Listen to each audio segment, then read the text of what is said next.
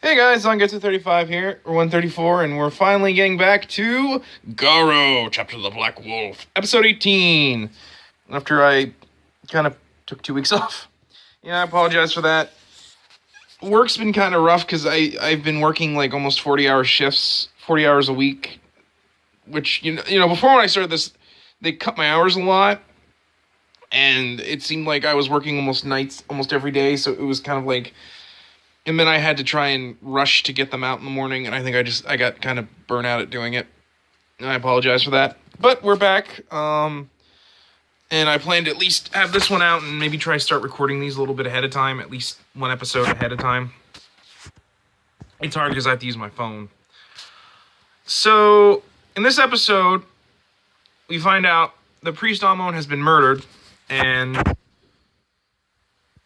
the idea being... that it was his apprentice, Jabi. And she not only murdered... Is it? They're believed to murdered her... Sorry, I'm checking my Facebook. I should really not check my Facebook while I'm on here. But anyway. So... where was I? Oh, yeah. So, yeah, it's believed Jabi murdered...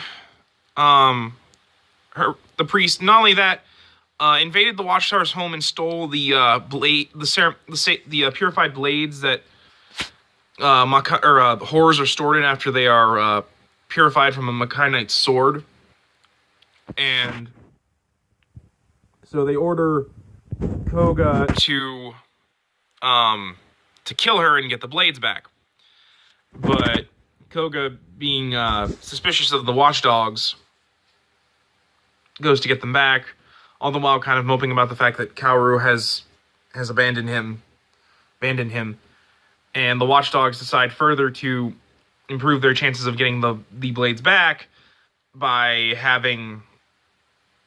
by tricking Rei into going after Koga and Jabi in order to revive his dead lover, Shizuka. So yeah, it's a pretty eventful episode. For one, we see Kaoru finally telling someone, particularly her psychiatrist, about the goings-on of the series, and she stays with him until Rei kidnaps her to use as bait to get the blades back and to trick Koga into killing him, into letting him kill him. We're also introduced to Jabi, who is a mainstay of the series. She'll appear again in the next season. She appears in GARO, Beast of the Midnight Sun, which we'll get to eventually, I promise. It's just I gotta get through the series first before we get to that. And she appears in Makai Senki. She plays a major role. She plays a major role in the Mystic Peach Flute movie. I can't remember if that's the actual name. I usually call it GARO Togen no Fue. I really gotta stop looking at Facebook while I'm doing this. I apologize for that. So, yeah. And so we see Jabi, and we really get to see an actual combat Makai priest thanks to her. She's really cool. She uses like a calligraphy brush to make kanji that do spells for her. Like particularly, she summons lightning with it and barriers.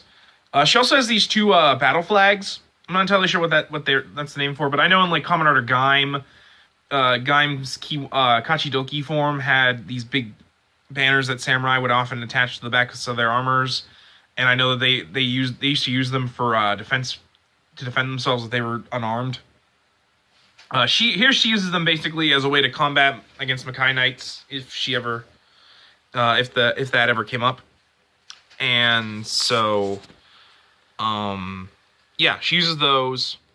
Yeah, and she uses a lot of martial arts. She's my second favorite Makai priest. The other being Rion from the third season, which we'll get to in like 2020 at the rate I'm going, but we'll get there. Yeah, no, a lot of self-deprecation, but I feel really bad that I'm two weeks behind. But yeah, and we see her fighting against Koga, as well as the Watchdogs manservant Kodama, which I think is the first time we get named here. I think I talked about him before, but he really only begins to be important here. He's played by Mark Musashi, who you may not know, but he did do a lot of work. He does a lot of stunt work and directing stuff. Like, he does a lot of the stunt direction for Agents of S.H.I.E.L.D. And I think he might have been in an episode. I cannot remember. But he's a great martial artist. And a great actor. I love this. They made a special OVA after the series ended, where Kaoru has like a dream, and she meets Kodama for the first time. She meets the Watchdogs and Kodama, but like way later, and kind of not really. And I'll explain that when we get there. And Mark Musashi is great. I love it in there because he's like, my name's Kodama, but don't confuse me with a high-speed Shinkansen. He speaks in perfect fluent English. It's hilarious. Oh man, I love that scene. That movie is really bad, but I love that scene. I might go into it. I might not. I might just do like a quick vlog thing because it's kind of hard to find. I found it a long time ago, and it's not exactly super important. But anyway. His name means echo, and he has the ability to create magic by humming, and produces this magic that he will place onto his fingers to create like an energy ball of sound, and then just devastate stuff. Like, you see him leave like holes in like the bridge, in like the tunnel they're fighting in when Jabi escapes from the Watchdogs. Yeah, he's really cool, and his martial arts is awesome. He almost kills Jabi in their first.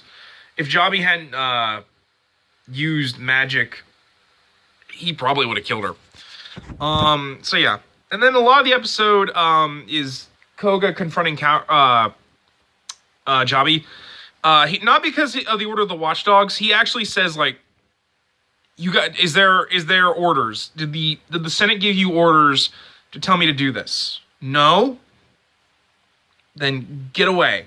Then I'm done with you guys. You guys have been sketchy the whole series. Almost got me killed on a number of occasions. I'm done with you. Unless the Senate gives me orders, you can go sit and spin. Basically. He basically tells them to sit and spin. But he does go to see Jabi because he wants to get her side of the story, and she brings up a plot point that actually won't be brought up again until the second season. Like, they'll hint at it in Beast of Midnight Sun and Red Requiem. I'm gonna hate when we get to that when I have to say Red Requiem, because I'm afraid I'm gonna say Wed Requiem, like I did this there.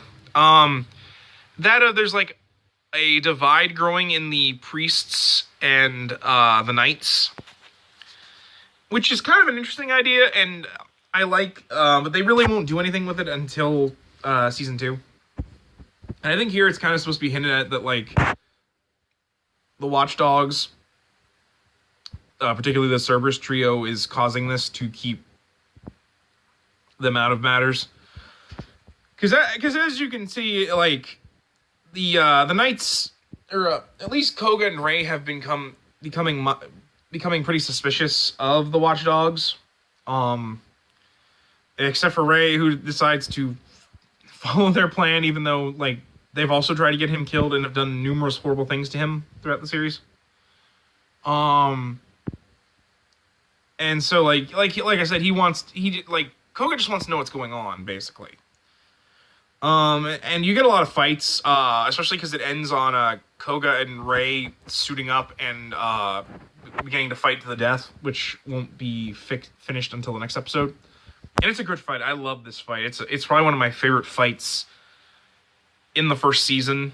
Like, it's up there with, like, their first fight. And just some of the more interesting horror battles that they had.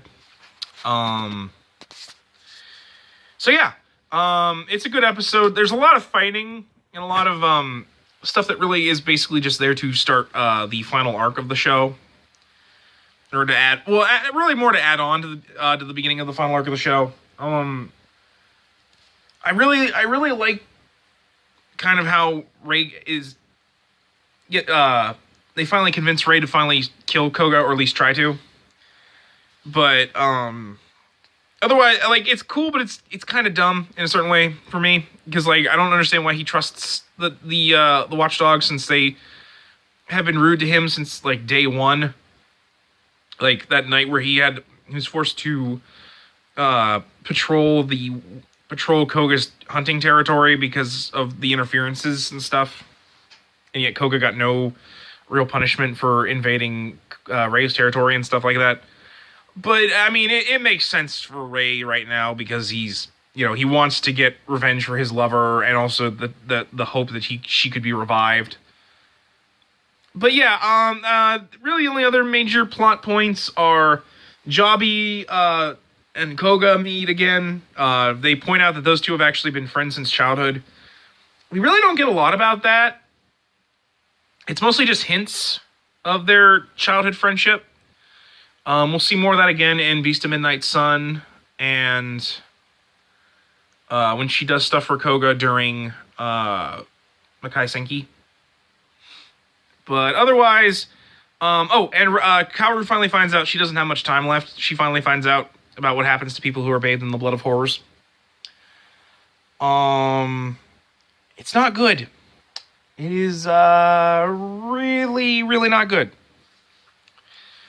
But yeah, it's a good episode. It's a lot of action and a lot of like setting up the conflicts that we'll be seeing throughout the last couple of episodes. Yeah, really good. A lot of good action. A lot of good moments with Kaoru, because she's going through a lot of turmoil right at the moment, because she's upset with Koga, but I think she also, like, she's in love with him, so she doesn't know how to feel about him. Yeah, that's my review. I think it's really good. There's a lot of action, a lot of great story elements. It's hard to talk about a lot because there's a lot of action, and a lot of it's just set up for the next episode. So yeah, that's my review, guys, and I will catch you guys at the next one. Take care.